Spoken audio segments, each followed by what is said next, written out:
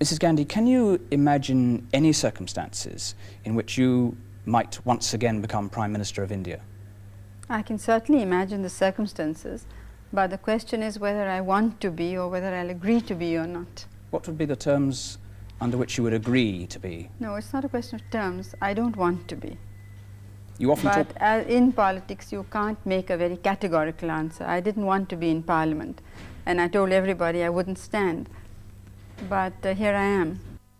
What do you think the Indian people saw in you? Did they feel that you had a particular sympathy for their cause? What made you the figure that you are in their eyes? It's what I've done for them. It's what they've seen that I've done. And yet they booted you out in 1977. Well, I think booted is a strong word.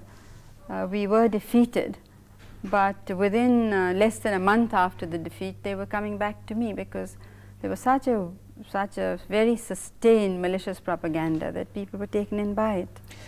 When people like your own parliamentary spokesman describe you as the woman to whom the gods have entrusted the destiny of India, what's your reaction? Oh, I haven't even heard this phrase. I don't know who's used it. Do you regard that kind of phrase as a meaningless extravagance? Yes, and in India, most speeches are full of this thing. If you see the the addresses that are presented to anybody, not me, anybody at all, you will be full of phrases like this. Do you ever feel that you have in any way abused the trust that the Indian people have put in you? No, certainly not.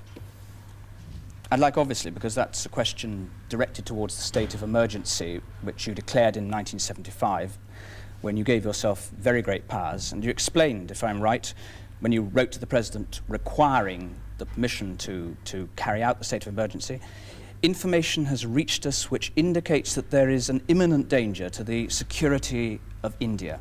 What was the precise nature of that danger? I'm afraid you can't say anything with great precision. But you talked to your people of a deep and widespread conspiracy of which you were sure they were aware.